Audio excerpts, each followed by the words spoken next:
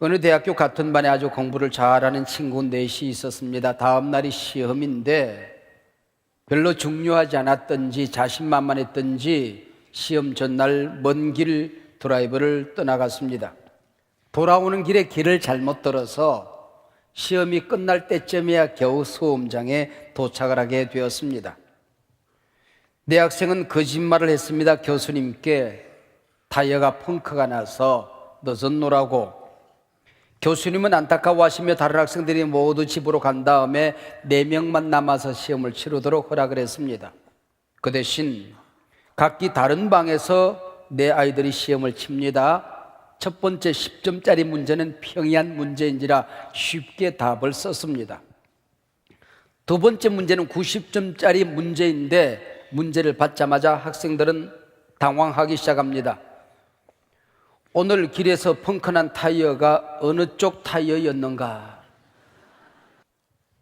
시험과 유혹은 한번 빠지면 점점 깊이 빠지는 묘한 특성을 가지고 있습니다. 오늘 6절 말씀 보십시다. 여자가 그 나무를 본즉 먹음직도 하고 보암직도 하고 지혜롭게 할 만큼 탐스럽기도 한 나무인지라 여자가 그 열매를 따먹고 자기와 함께 있는 남편에게도 주매 그도 먹은지라. 이게 6절이죠. 바로 6절 바로 앞에 어떤 말씀이 나옵니까? 모든 성경의 6절 앞에는 5절이 나옵니다. 여러분 이걸 잘 기억하셔야 돼요. 네, 4절 5절에 사탄의 거짓말이 기록되어져 있습니다. 선악을 알게 하는 나무의 열매는 먹지 말라는 하나님의 말씀을 들었을 때는 먹고 싶은 생각이 전혀 없었어요. 의심도 호기심도 없었습니다. 그러나 뱀의 거짓말, 유혹의 말을 듣고 나무의 선악과를 바라보니 갑자기 열매가 먹음직한 겁니다.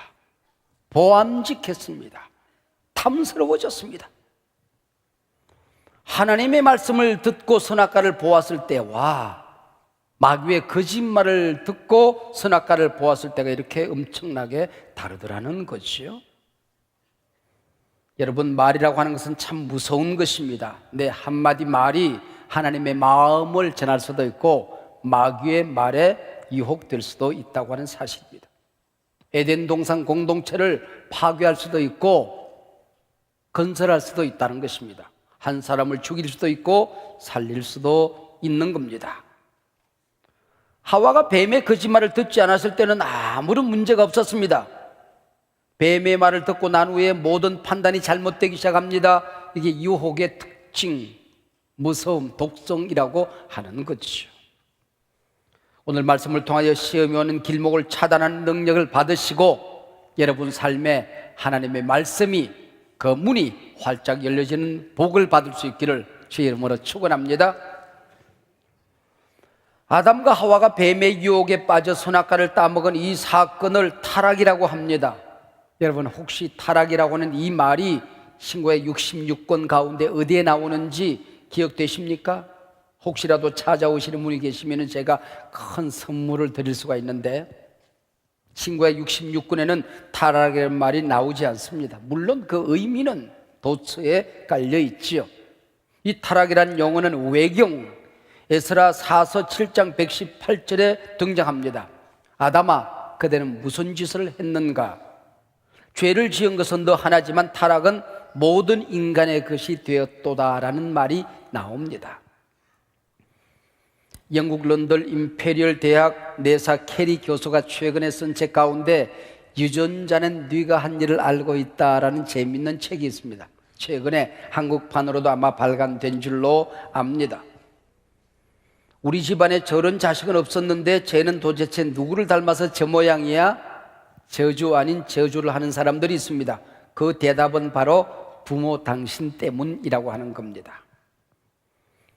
그 아이가 태어나기 전 몇 년 동안 그 청년 시절 부모가 무엇을 먹었는가, 뭘 보았는가, 어떤 경험을 했는가, 어떻게 살았는가 여하에 따라서 그 유전자 DNA의 스위치가 켜지기도 하고 꺼지기도 한다는 것이죠. 잘 살면, 건강하게 먹고 살면 건강한 유전자가 불이 켜집니다. 나쁜 유전자는 불이 꺼진 상태로 자식에게 전달되는 거예요. 그러면은 보지 말아야 될 것, 먹지 말아야 될 것, 잘못 살았다고 한다면은, 경험하지 말아야 될 스트레스를 겪고 살았다고 한다면은 좋은 유전자의 스위치가 꺼져버린 거예요. 그리고 나쁜 유전자의 스위치만 켜진 상태로 아이들에게 전달되어진다고 하는 거지요. 이 책의 주장에 의하면 저는 내 아버지가 전쟁을 경험하고 총에 맞아서 열악한 야전병원 생활을 하고 이 공포 속에 이 트라우마를 겪은 상태에서 제가 태어났어요. 제가 왜 이렇게 스트레스에 약하지? 이해가 안 되었습니다. 이 책을 보니까 내 아버지의 트라우마가 있는 상태에서 제가 태어났기 때문에 이 스트레스 관리가 잘 안 되는 거예요. 그래서 제게 스트레스를 주는 사람과 좋은 관계를 맺어야 되겠는데 이게 잘 안 되는 거예요. 여러분들 오늘부터 저를 이해해 주시기 바랍니다. 생겨 먹기를 그렇게 생겨 먹었다는 거야. 이 책에 의하면 그렇다 그런 얘기입니다. 더구나 선악과는 영적인 나무였습니다. 인간 본질을 결정하는 나무 열매였습니다. 우리 조상이 이것을 먹어서 타락하고 죄성이 모든 인간의 것이 되어버렸습니다. 부모가 먹은 음식 하나가 3, 4대를 이어갑니다. 우리 조상이 먹은 선악과의 이 죄성이 인류의 DNA가 되어버릴 수 있다고 하는 것이 이 캐리 교수의 주장입니다. 아무튼 신학의 난제 가운데 하나가 전지전능하신 하나님께서 왜 인간을 타락할 수밖에 없는 그런 존재 피조물로 만드셨는가 하는 것입니다. 하나님께서 이게 막아주실 수도 있었을 터인데 왜 막지 않았을까 하는 거지요. 여러분 기억하십시오. 하나님은 인간을 짐승이나 동물로 만들지 않았듯이 완전한 하나님으로 만들지 않았습니다. 하나님은 인간을 기계로 찍어내지 않았다고 하는 것입니다. 인간을 인간으로 만들었습니다. 하나님께 기쁨으로 순종할 수도 있고 불순종할 수도 있는 자유로운 존재로 만드셨습니다. 하나님은 인간을 만드시는데 사랑하고 순종하고 기뻐하고 감사하고 예배하는 일에 자유를 허락하시기 위하여 당신의 전지전능하심을 제한하셨다는 것입니다. 대신학자 슐라이마커라고 하는 교수의 주장입니다. 인간이 마귀의 시험을 이기지 못하고 타락한 이 사건은 대단히 잘못된 것이지만은 이 타락을 통해서 하나님은 또 다른 사랑의 역사를 만들어 가신다는 겁니다. 우선 피조물인 인간은 하나님이 만드신 유한한 존재임을 타락을 통하여 깨달았다는 것입니다. 눈이 열려 하나님처럼 될 수 있는 존재가 아니다 하는 겁니다. 둘째, 타락한 인간은 하나님의 용서와 사랑이 없이는 구원받을 수 있는 어떤 길도 없음을 깨닫게 되는 것입니다. 세 번째, 인간의 깊은 죄의식이 하나님의 은혜로 자기 자신을 이끌어가게 되었다는 것입니다. 네 번째는 우리 주 예수 그리스도의 십자가, 이것만이 구원의 길이라는 것을 알게 되었다는 겁니다. 다섯 번째는 결국 인간은 이 구원의 도리, 선악과를 지킴으로 말미암아 하나님을 하나님 되게 하는 겁니다. 인간을 인간 되게 하는 겁니다. 물질을 물질 되게 한다는 것이지요. 이것이 선악과 먹은 인간이 받은 복입니다. 그래서 신라곤의 저자 밀턴은 말하기를 인간이 하나님의 사랑을 깨달을 수만 있다면 타락마저도 행복한 타락이었다. 역설적인 말을 했어요. 우리가 구원의 도리를 만날 수 있다면, 하나님의 사랑을 깨달을 수만 있다면 타락마저도 행복한 타락일 수 있다는 겁니다.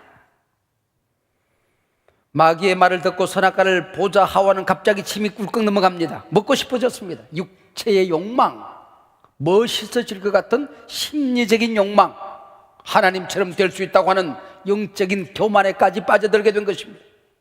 이게 바로 오늘 본문에 의하면은 먹음직도 하고 보암직도 하고 지혜롭게 할 만큼 탐스럽기도 한지라 하는 말입니다.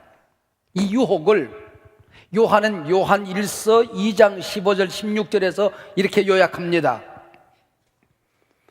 이 세상이나 세상에 있는 것들을 사랑하지 말라.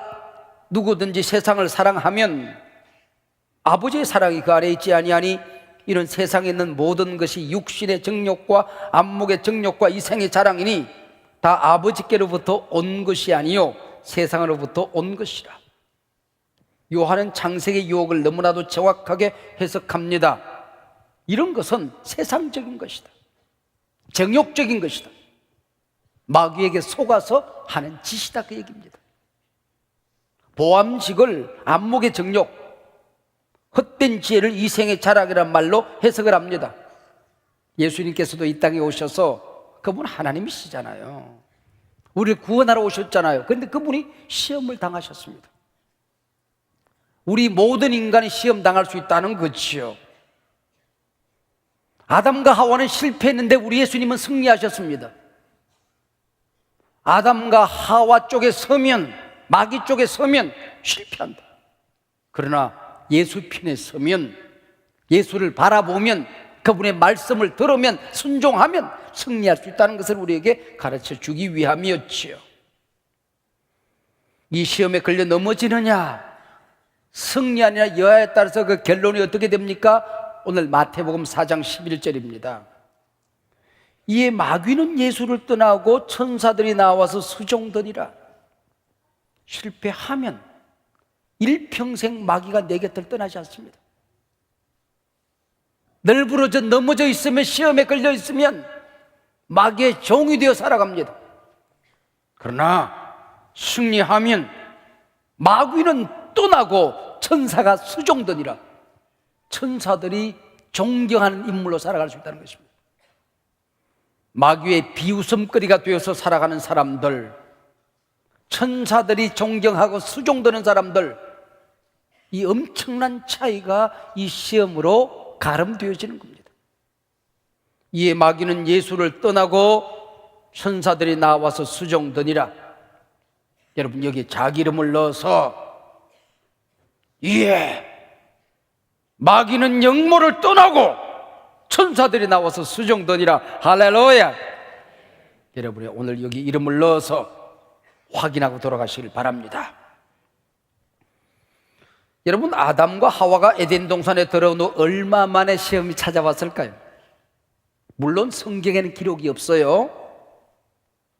어떤 분은 에덴 동산은 1000년이 하루 같고 하루가 1000년 같기 때문에 시간을 측정할 수 없었다고 말합니다.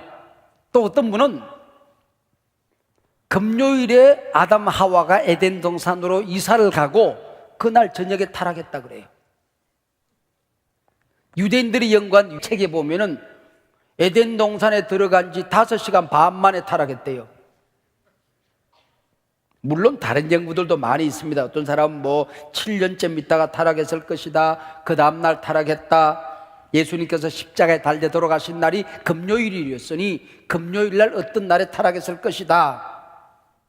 그러나 우리에게 가르쳐주는 한 가지가 있습니다.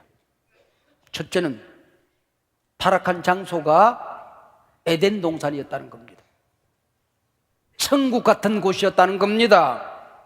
그리고 적어도 긴 시간이 흐르지는 않았다는 겁니다. 어느 정도? 결혼 생활을 시작하고 첫째 아들이 태어나기 전에 타락했다는 거예요. 그리고 창세기 3장 바로 앞에 2장이 나오는데 2장 마지막 부분에 어떤 말이 나옵니까? 아담이 하와를 향하여 기가 막힌 고백을 합니다.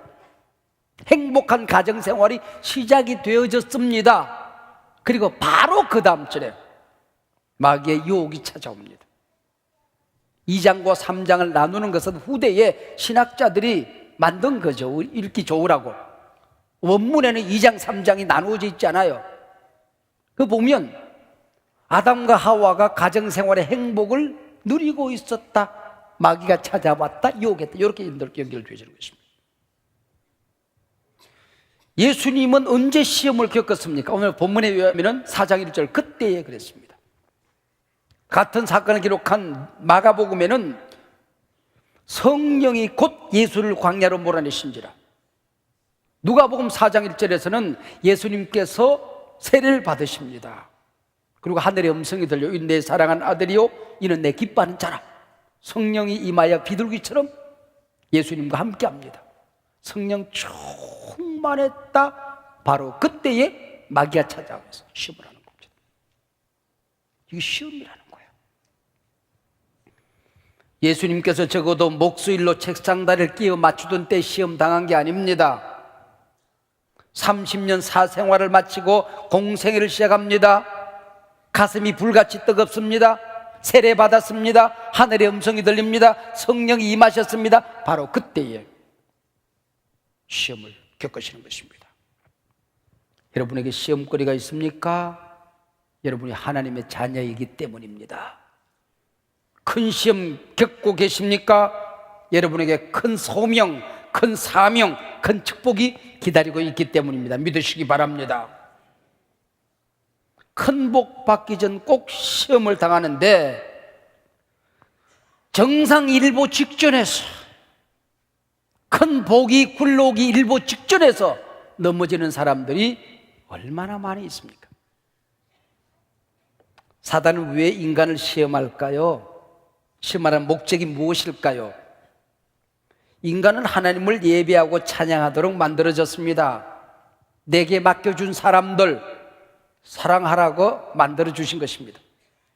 내게 맡겨진 에덴 동산이 있어요. 가정, 교회, 내가 섬기는 이 자리, 내 일터, 내가 만나는 사람들 잘 섬기라고 하나님이 나를 이 땅에 보내신 것입니다. 그게 소명, 사명, 인생의 목적입니다. 근데 사단은 네가 왜 하나님을 섬겨야 되느냐는 겁니다. 네가 왜 에덴 동산을 섬겨야 돼? 내 스스로 하나님이 되면 되는데, 선악과 먹으면 네가 하나님처럼 될 수 있는데, 조금만 타협하면, 조금만 죄를 지으면 편안하게 사는 길이 있는데, 왜 먹고 마시고 즐기는 걸 하나님은 제한하시는 거야? 에덴 동산을 만드는 분 하나님 아니야? 근데 왜 너 보고 관리하라고 그러는데? 네가 하나님이 되면 되는 거야. 그 얘기입니다. 선악과를 먹으면 내 눈이 밝아져 하나님처럼 사는 세상이 보일 것이라고 거짓말을 합니다. 그때 아담과 하와는 이 거짓말에 속아서 인간이기를 거부합니다. 태어난 목적을 버립니다. 사명을 버리는 것입니다. 섬기기 싫다는 것입니다. 마귀가 예수님을 시험하는 목적이 무엇입니까? 마태복음 4장 3절에 보면 네가 하나님의 아들이거든 그랬어요. 6절에서도 네가 하나님의 아들이거든 그랬습니다. 네가 하나님의 아들인데 네가 피 흘려 죽고 십자가에 고난 당해야 인간을 구원한다는 게 말이 되냐? 네가 영웅이 되어서 모든 세상 사람들이 너를 따르게 만들면 될 것 아니냐? 그 얘기입니다. 네가 돌멩이로 떡을 만들어 먹어봐라. 사람들이 수없이 너를 따를 것 아니냐? 네가 저 높은 송전 꼭대기에 뛰어내리는데 나비처럼 사뿐히 내려앉을 때에 온 세상 사람들이 와 그러고 몰려들 것 아니냐? 무슨 얘기입니까? 십자가 지지 말라는 겁니다. 소명이니 사명이니 고생이니 소년이 하나님의 자녀니 네가 왜 그렇게 살아야 되는데? 십자가 지지 말라는 겁니다. 출세해봐, 성공해봐, 거짓말하고 네가 부자가 돼봐, 세상 모든 사람들이 너를 존중할 것 아니야? 인생은 그런 거라고. 이게 마귀의 거짓말이지요. 오늘 우리에게 시험이 찾아올 때 어떻게 그 시험을 이길 수 있을까요? 아담 하와가 실패한 그 시험을 우리 예수님은 어떻게 이기셨을까요? 이 돌을 명하여 떡을 만들어 먹으라고 그랬을 때에 사람이 떡으로만 살 것이 아니요 라고 말했습니다. 여기 많이 중요합니다. 기독교는 떡을 경시하는 종교가 아닙니다. 세상을 비관하는 종교가 아닙니다. 여러분이 부여롭게 사는 것을 나쁘게 말하는 종교가 아닙니다. 세상 어디에 가도 그리스도인들이 기독교 국가가 잘 삽니다. 그러나 사탄은 말합니다. 떡이 전부야. 돈이 최고라고, 떡이 먼저라고, 출세가 먼저라고. 예배가 먼저가 아니야. 출세하고 봐. 그리고 교회 가면 사람들이 늘 존중할 걸. 그러나 예수님 말씀하십니다. 떡으로만 살 것이 아니요 하나님의 말씀으로 산다. 말씀이 먼저다. 인정받지 못해도 말씀이 최고다, 소중하다 말씀하십니다. 우리 부모들이 우리 자식들 세상 교육 성공시키려고 하다가 물질 우선주의 가르치다가 하나님 나라 우선주의를 잃어버리게 만들었습니다. 입시 위주의 교육을 하는 사이에 신앙교육 우선주의를 잃어버렸습니다. 경제교육 하다가 하나님 나라 같이 잃어버렸습니다. 얘야, 기도하자. 말씀 외우자. 한 문제 덜 풀어도 예배 먼저 드리자. 하나님 사랑하자. 손해보아도 우리 바르게 살자. 말씀대로 살아보자. 이 교육을 가르치지를 못했습니다.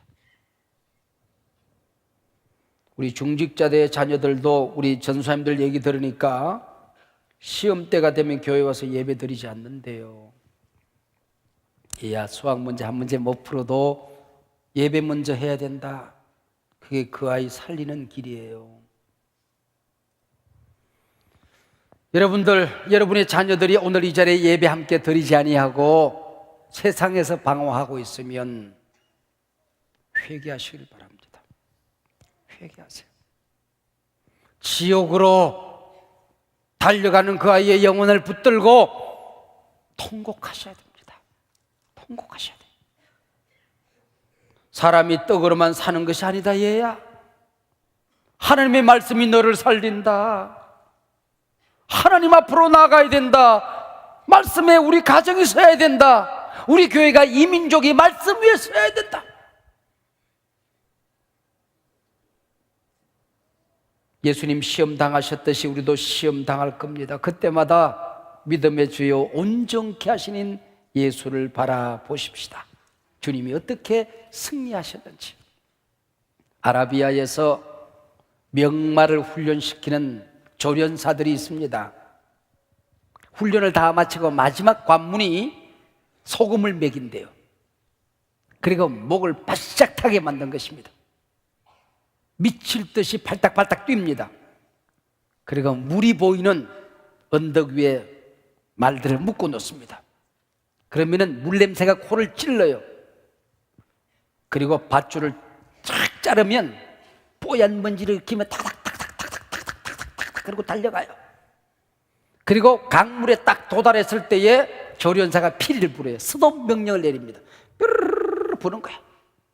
그때에 너무 목이 말라서 모가지를 물속에 쳐박고 벌컥벌컥 물을 마시면은 칼을 뽑아서 사정없이 목을 쳐버립니다. 낙방한 거죠.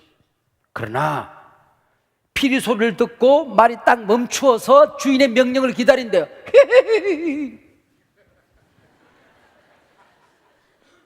먹어 그러면 먹는 거고 먹지 마 그러면 안 먹는 거예요. 참고 견뎌내는 겁니다. 그럼 통과하는 겁니다. 시험 당하고도 사는 사람이 있고 콩알 만한 시험에 걸려 넘어져서 망하는 사람이 있는 거예요.